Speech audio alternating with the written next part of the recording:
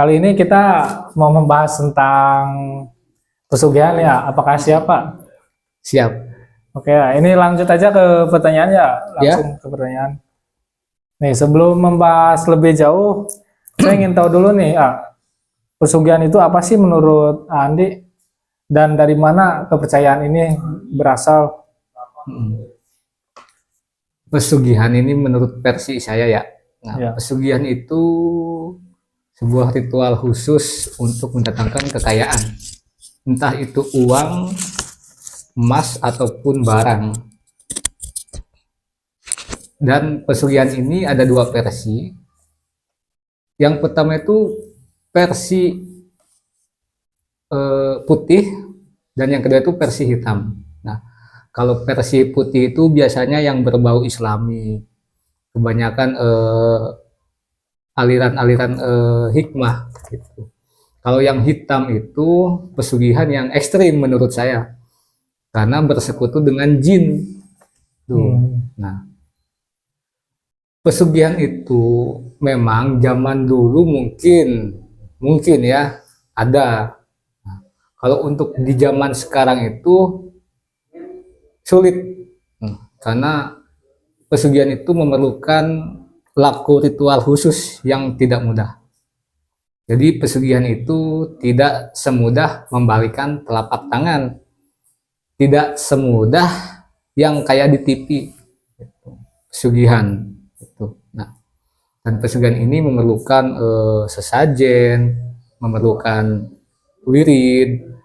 Yang paling penting terutama itu mental. Nah, kalau soal tadi kan ada pesugihan hitam, ada pesugihan putih ya. Nah, kalau misalkan pesugihan putih itu ada tumbal atau ada resiko nggak sih, resikonya apa gitu? Nah, Apa kalau aman? versi aliran putih atau aliran hikmah, nah itu biasanya tidak pakai tumbal.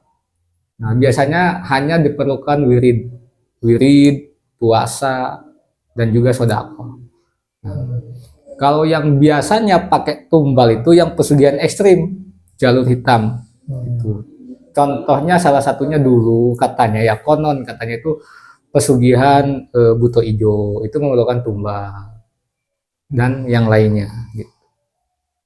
Berarti nggak ada resiko apapun ya soal pesugihan putih Nah, tuh. kalau pesugihan putih resiko ya setiap perbuatan pasti ada resikonya. Nah, cuman kalau yang aliran putih mungkin tidak seberat yang aliran hitam, yang ekstrim gitu. Nah, kalau yang ekstrim ya yang namanya resiko sudah pasti ada. Jangankan resiko, itu tumbal juga ada. Lanjut ke pertanyaan yang kedua ya, Kang.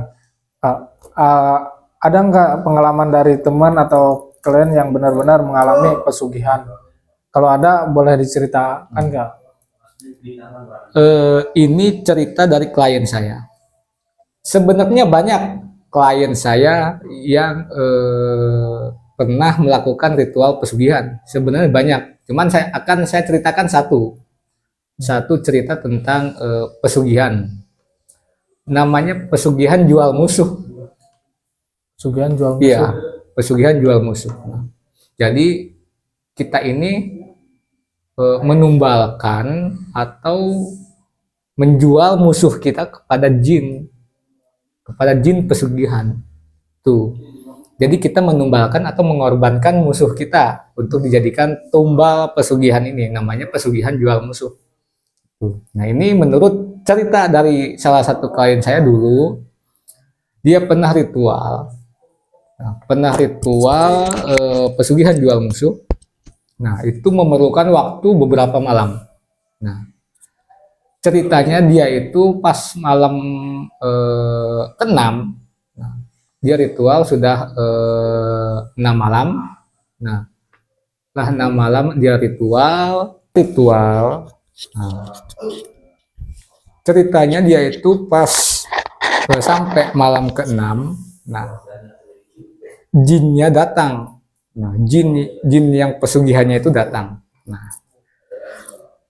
Nah, akhirnya berbincanglah, bernegosiasi dengan jin pesugihannya. Si jin pesugihannya itu menyuruh Besok dia harus datang lagi. Nah, ceritanya klien saya itu besoknya malam ketujuh dia harus datang lagi sambil bawa kelapa hijau. Nah, iya sampai bawa kelapa hijau.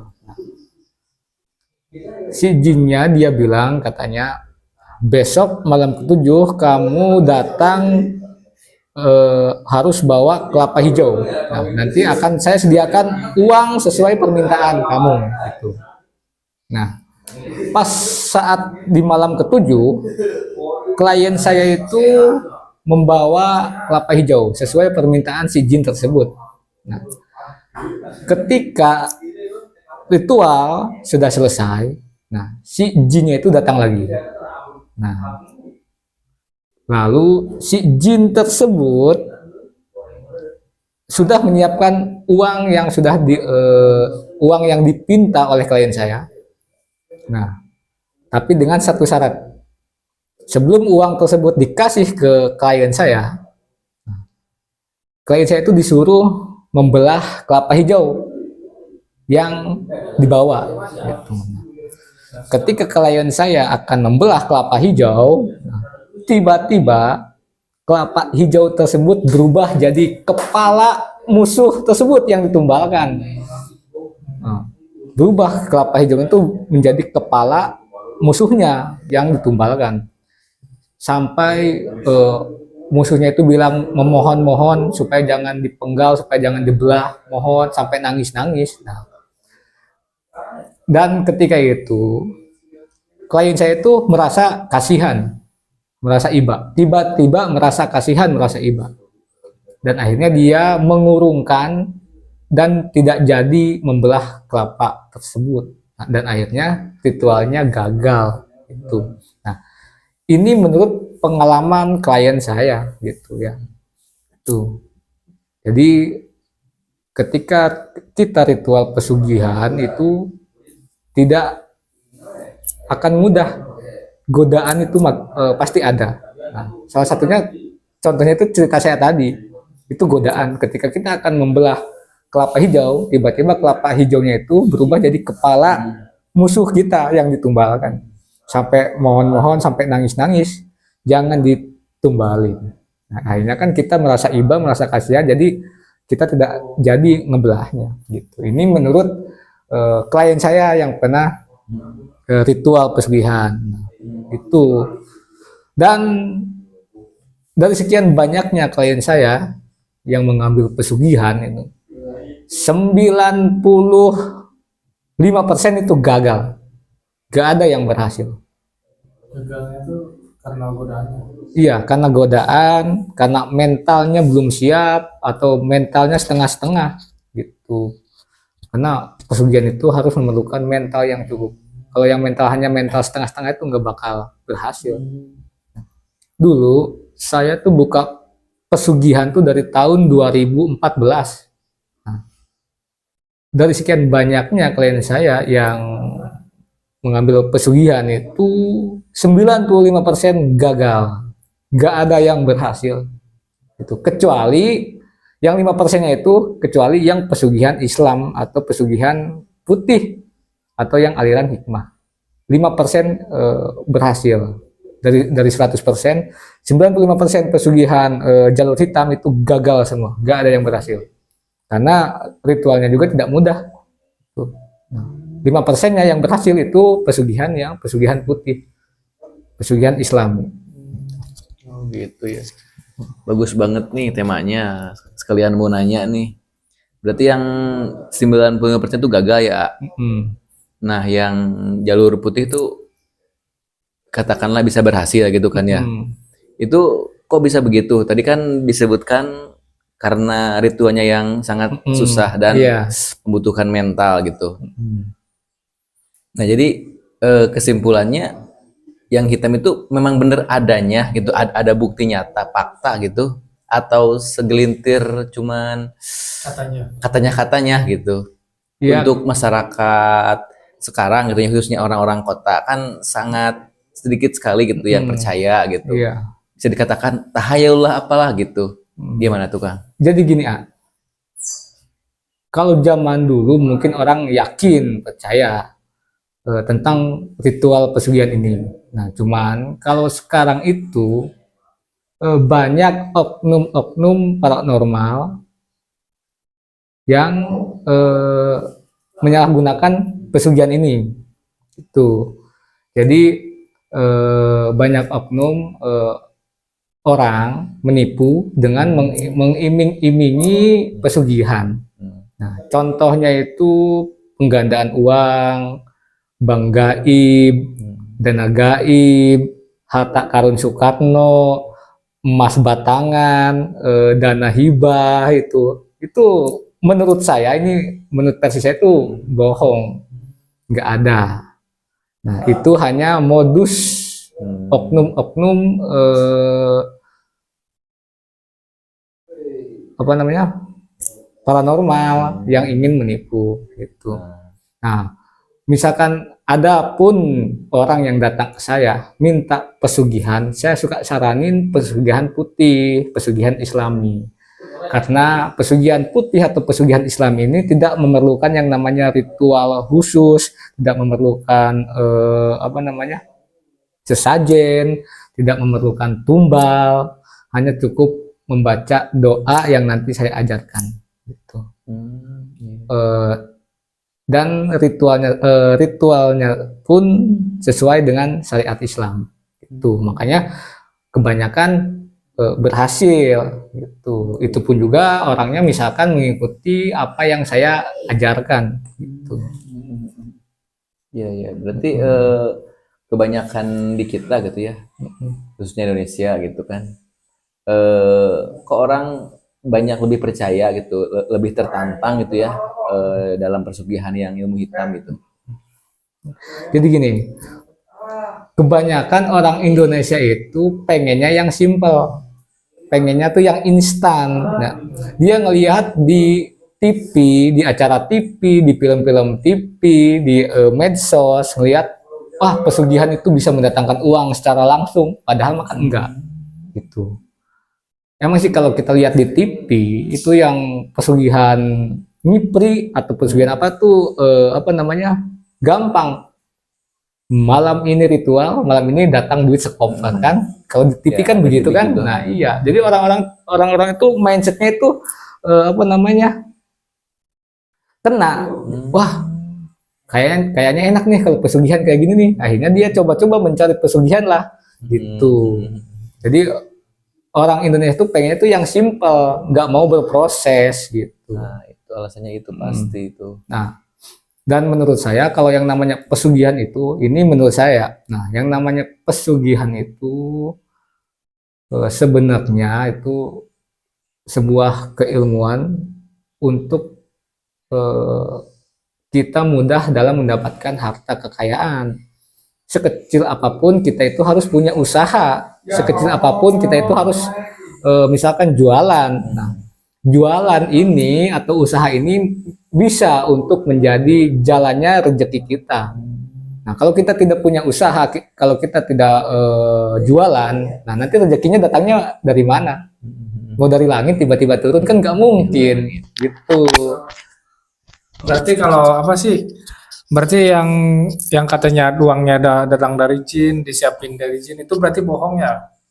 Berarti Ya.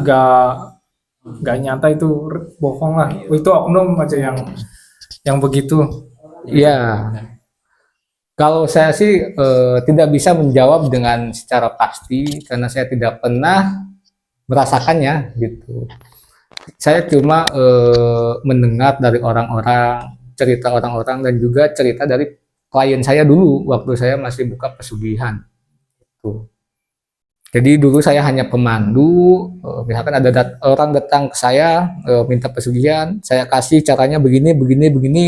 Nah nanti sesajinya ini, ritualnya begini, begini, begini, gitu. Jadi saya tidak secara langsung merasakan ritual pesugihannya itu seperti apa. Berarti belum, jadi tidak secara langsung belum pernah praktek Iya, gitu. belum.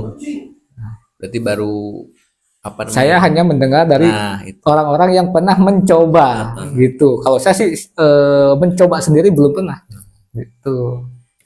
Nah, lanjut ke pertanyaan ketiga nih ya. Dari sisi budaya Indonesia, daerah mana yang paling terkenal dengan cerita pesugihannya Nah, kalau tentang pesugihan itu paling banyak tuh di Jawa. di Jawa? Paling banyak tuh di Jawa. Cuman tidak menutup kemungkinan di Sumatera juga banyak, di Kalimantan juga banyak, Sulawesi dan juga Papua juga banyak sebenarnya. Cuman lebih familiarnya itu di Pulau Jawa. Karena Pulau Jawa itu masih kental dengan yang namanya mistik, mistik dan juga klinik.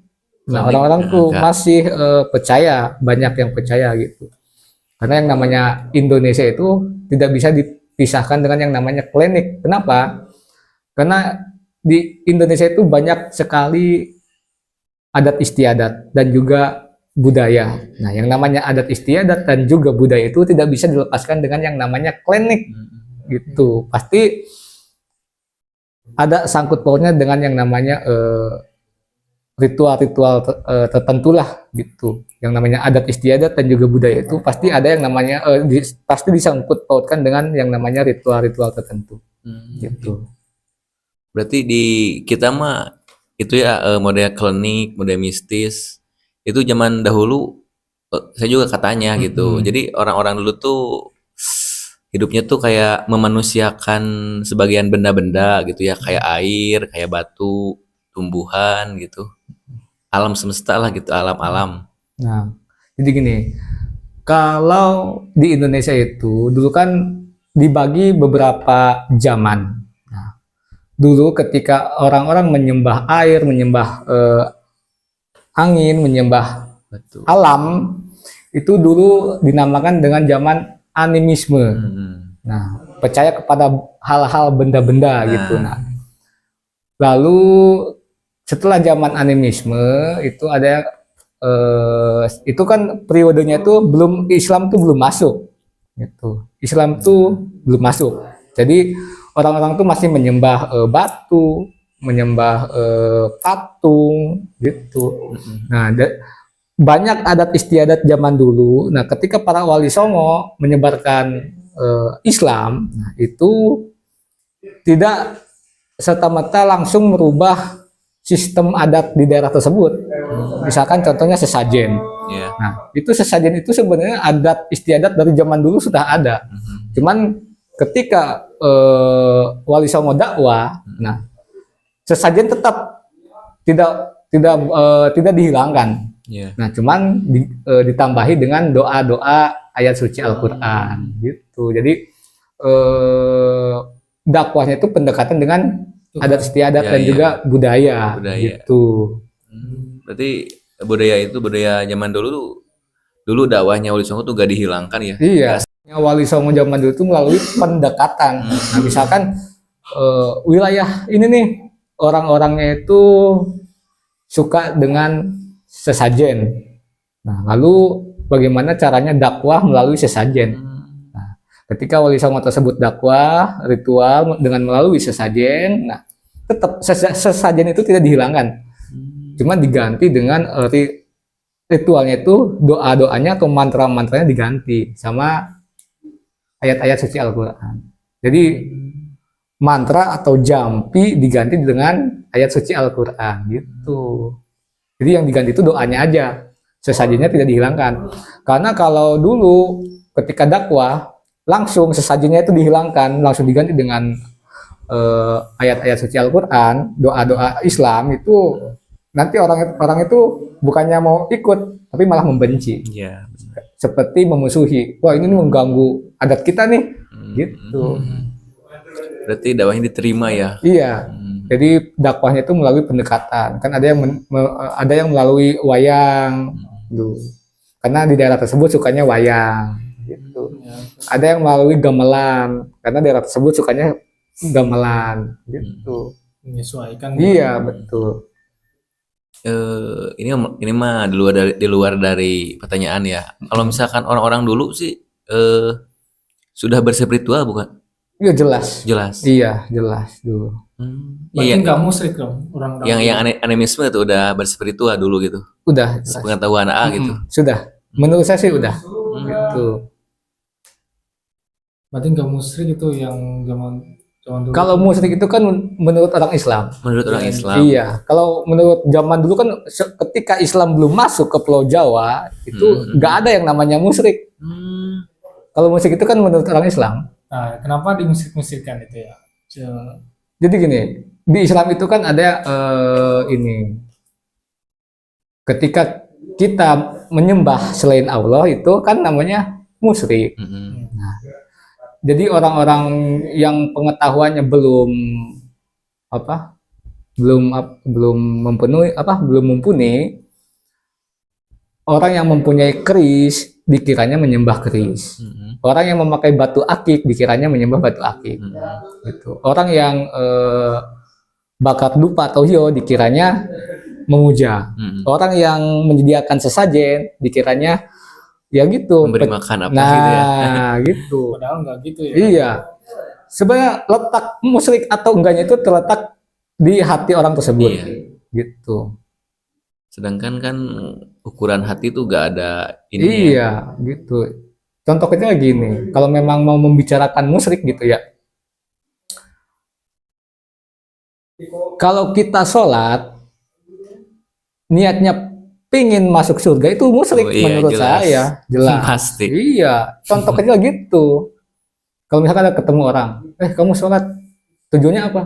Pengen masuk surga ya jelas musyrik, Jelas. gitu. Karena niatnya bukan karena Allah, Mm-mm. gitu.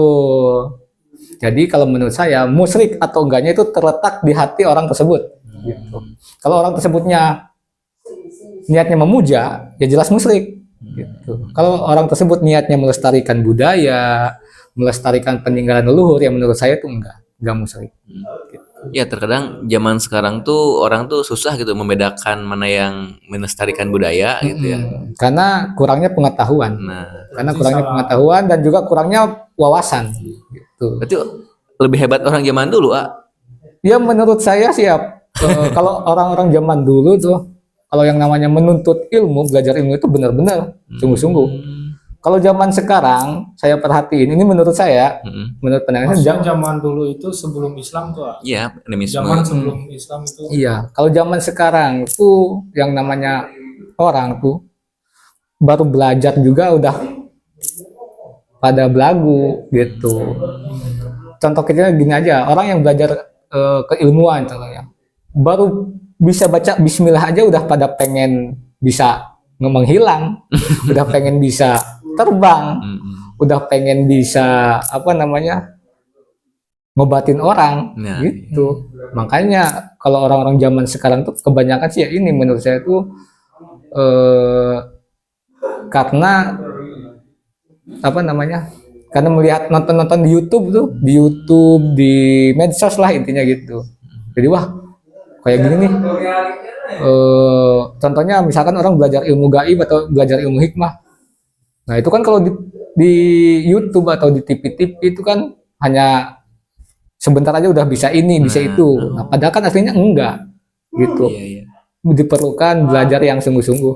Tapi lebih Gitu. lebih parah sih ini sih kan kalau menurut saya baru belajar sedikit aja udah langsung menyalahkan orang lain, udah Iya, memusyrikan orang iya, lain, gitu. kafir, gitu. Gitu. Itu lebih parah sih kalau menurut Iya. saya daripada orang yang baru belajar pengen terbang. Iya. Itu kenapa? Ya karena apa Kang tadi teh? Kurangnya pengetahuan dan wawasan. Kurang. Bukan karena efek dari media gitu karena Bisa jadi. Ada juga dari media. Sekarang kan banyak apa namanya konten-konten yang menurut saya tuh kurang bagus untuk dipublik gitu. Jadi orang-orang tuh terus apa namanya termotivasi dari konten tersebut gitu. jadi yang bermasalah tuh gak tahu orangnya, gak tahu kontennya. Sebenarnya konten ngaruh juga sih kan? Ngaruh juga gak sih? Iya, kalau menurut saya sih, konten juga ngaruh dan juga orang tersebutnya juga ngaruh. Kalau orang tersebutnya ya belajarkan cuma dari konten, cuma dari medsos, ya menurut saya sih kurang bagus ya, gitu. Karena kan banyak konten-konten itu yang tidak boleh untuk dipublik, gitu. Bisa mempengaruhi orang tersebut. Kalau orang tersebutnya dalam hatinya bisa menyaring oh mana yang baik dan mana yang benar, ya insya Allah gitu tidak akan terjerumus gitu. Kurangi pengetahuan, Kak. Iya, intinya sih ya, kurangnya wawasan dan Wawasan. pengetahuan gitu. Jadi tafsir setiap orang tuh kan ketika lihat media apa gitu, beda-beda ya. Iya, beda-beda. Ada yang dicerna gitu, Iya. ada yang langsung wah ini bener nih Nah, gitu. iya, jadi ada orang tuh yang mengira semua konten itu benar. Heeh. Semua video di YouTube itu benar. Wah, kita tuh harus ini. Padahal konten tersebut itu belum tentu benar gitu. Nah mungkin ada kaitannya dengan yang tadi tuh yang apa persugihan. Mm-mm. Apa karena itu juga gitu? Karena informasi-informasi yang dari katanya-katanya, Iya. orang tuh tergiur gitu. Iya, betul. Banyak orang-orang tuh tergiur dari medsos tentang pesugihan gitu. Jadi sekarang kan banyak di TikTok, di IG, di YouTube itu konten-konten yang membahas tentang pesugihan. Jadi orang tersebut tuh tergiur, wah kayaknya enak juga nih kalau ngambil pesugihan, duit datang sendiri gitu, cuman semalam gitu. Padahal kan enggak gitu. Lanjut ke pertanyaan 4 ya, tentang pesugihan. Menurut Andi, mengapa praktik pesugihan masih eksis hingga sekarang meski banyak larangan dari sisi agama? Ya itu, kebanyakan di Indonesia tuh kan sekarang tuh banyak orang yang pengangguran. Nah, banyak orang yang pengangguran butuh uang. Nah, terus orang tersebut tuh pengen yang simple, pengen yang instan. Akhirnya dia tergiur lah dengan yang namanya pesugihan. Gitu. Ditambah lagi melihat konten-konten di medsos dan juga film-film di TV. Gitu. Wah enak pesugihan, tinggal ritual minta ke jin datang duit gitu. Lanjut ke pertanyaan kelima nih, Al. Pernah tahu apa enggak sih kasus paling ekstrim terkait korban pesugihan yang pernah terjadi? Kalau pesugihan dulu tahun 2016 tuh yang viral tuh pesugihan penggandaan uang yang di mana tuh, Probolinggo atau mana tuh, yang itunya Kanjeng Dimas Taat Pribadi. Oh iya. Nah itu tuh 2016 kan viral itu, penggandaan uang gitu. Itu mah pembodohan ya. Iya, karena menurut saya tuh yang namanya pesugihan itu nggak bisa dipublik sih sebenarnya gitu. Dan orang yang ritual pesugihan terus praktisinya juga sebenarnya itu nggak publik gitu, nggak publis lah. Iya, tertutup lah. Iya gitu. Ya kalaupun ada gitu gak dipublis, terus kayaknya itu turun temurun nggak sih? Kalau orang yang pernah misalkan berhasil gitu melakukan pesugihan satu gitu dari 1.000 orang itu gak akan dipublis ya? Iya gitu.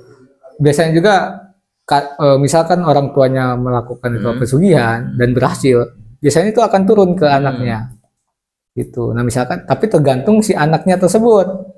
Misalkan anaknya tersebut tidak mau melanjutkan pesugihan, nah biasanya tuh hartanya tuh habis lagi gitu. Nah misalkan anaknya mau melanjutkan pesugihannya, nanti tinggal melanjutkan ritualnya gitu. Dan dijamin berhasil itu. Ya tergantung si anaknya tersebut. Kalau ritualnya benar sesuai apa yang dianjurkan, ya mungkin kemungkinan berhasil gitu. Karena ada efek turunan. Iya gitu. Jadi kan kalau yang namanya anak mungkin tinggal ngelanjutin aja gitu.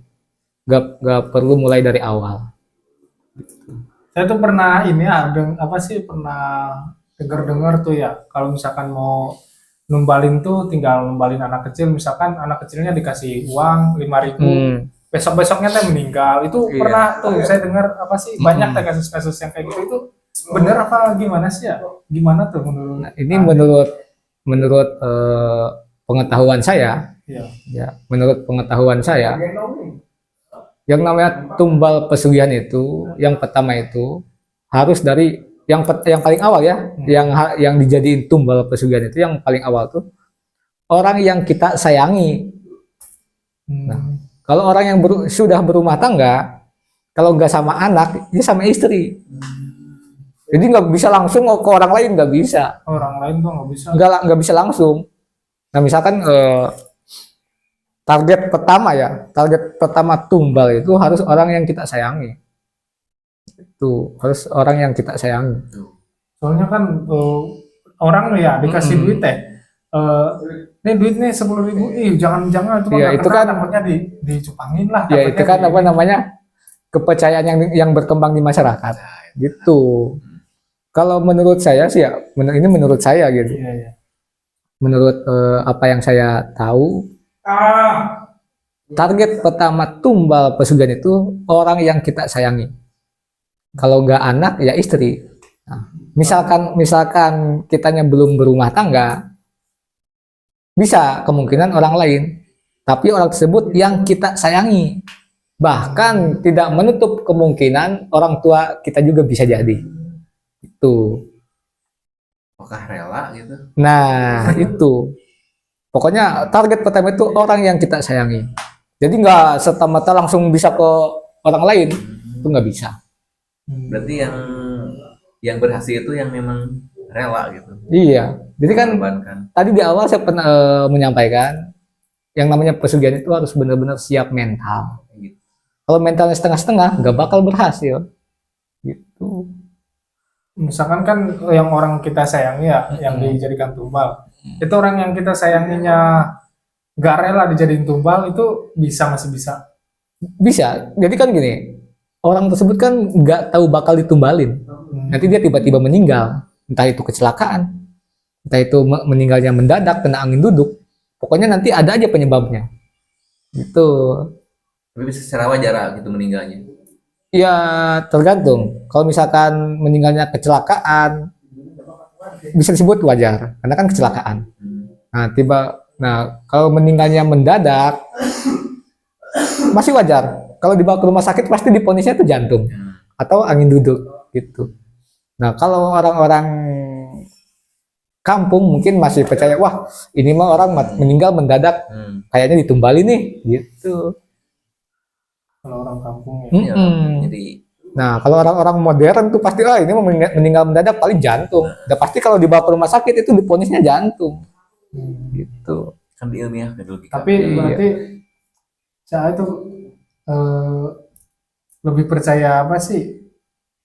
Percaya gitu saya tuh kalau misalkan ya yang ditumbalin tuh ada gitu. Ada. Percaya. Iya. Soalnya kan kalau orang-orang sekarang terutama yang mengarah ke sains itu Mm-mm. nggak percaya Ya, tuh bener. tentang Iya, tumbal kayak wah itu mah ada emang jantung, Iya. tapi disangka orang-orang yang ya ilmu-ilmu gaib gitu, belajar ilmu gaib ini jadi bentrok gitu. Iya. Berarti saya mah percaya ya. Saya percaya. Dulu kalau zaman dulu tuh ada yang namanya tumbal tuh ada.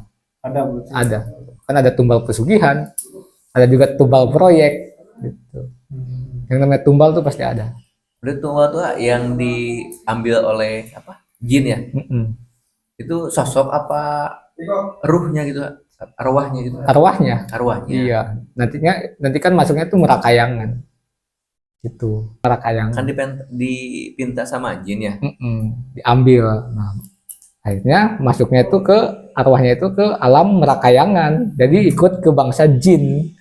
Kalau jin kan merakayangan itu. Iya. Gitu. Jadi merakayangan itu menurut saya itu alam tengah-tengah. Bukan alam manusia, bukan juga alam kubur atau alam barjah, tengah-tengah. Itu namanya merakayangan. Sedih banget ya, kasihan. Nah, gitu. Tapi ini ya apa sih bisa yang marakayangan itu bisa nyamperin orang yang ini nggak sih keluarganya gitu teh kalau Bisa. Jadi orang yang meninggal terus arwahnya merakayangan itu kalau di kita tuh disebutnya orang yang mati penasaran. Jadi orangnya itu matinya tuh nggak sempurna. Banyak orang yang maaf ya, yang kecelakaan itu kan yang matinya tuh kalau kata orang sini tuh matinya kan tuh mati penasaran. Betul penasaran. Gitu. Yang gantung diri, Nah, yang bunuh diri, yang kecelakaan itu masuknya mati penasaran. Itu kan biasanya sama Pak Kiai atau sama orang yang bisa tuh, sama ulama kadang disempurnain. Itu karena matinya penasaran, belum sempurna.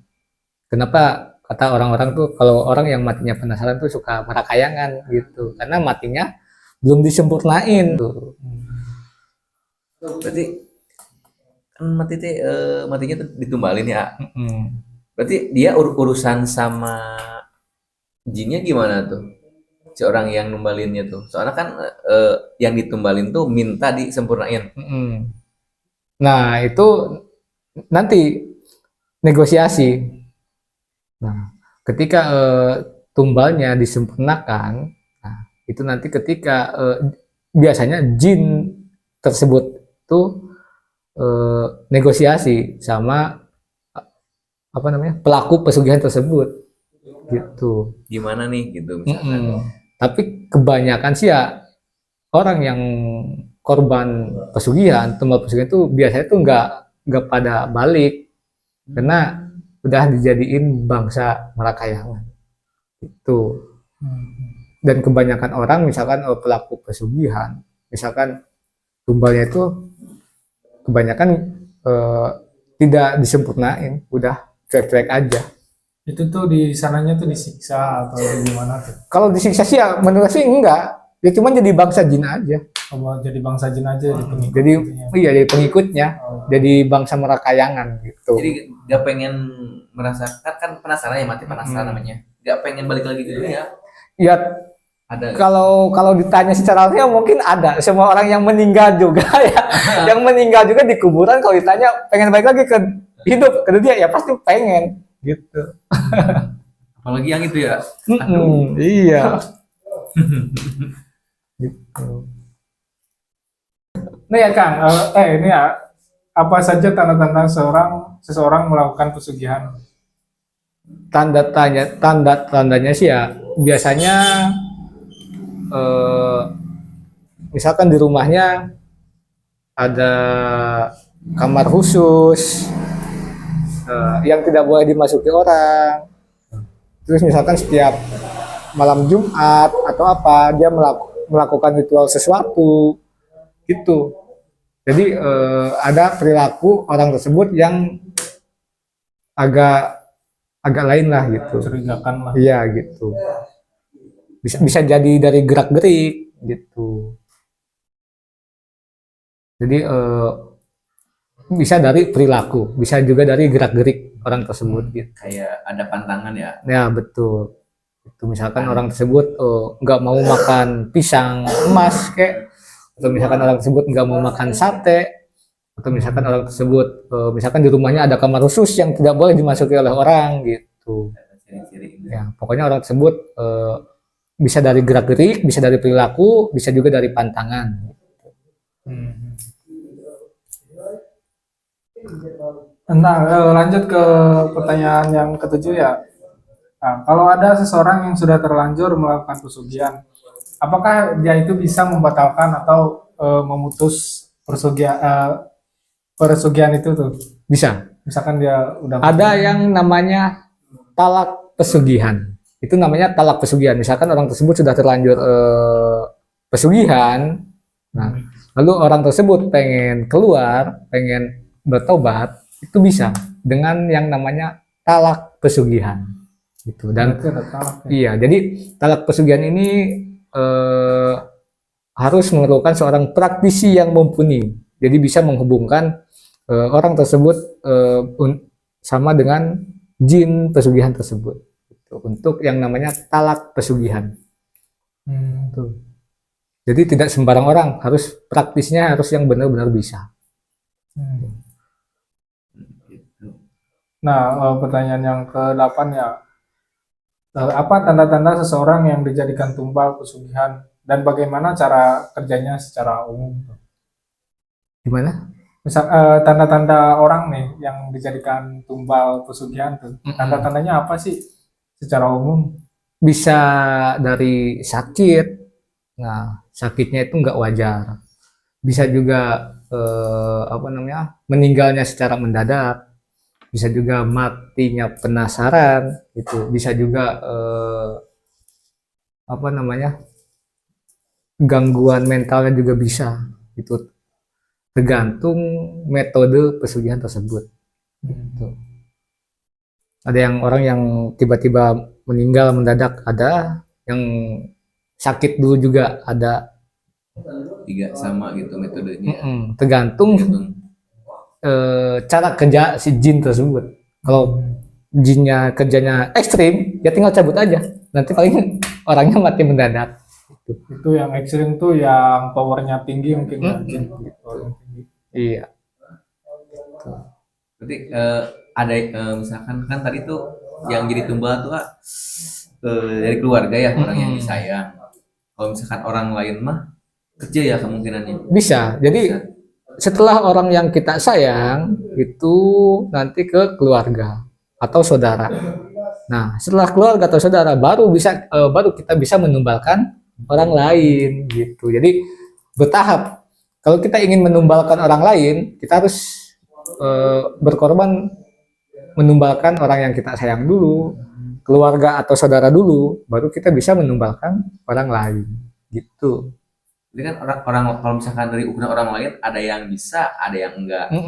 Tergantung misalkan orang tersebutnya punya penjagaan diri atau punya kodam pendamping, atau misalkan orang tuanya orang bisa, itu kan susah gitu. Akhirnya mencari tumbal yang lain gitu.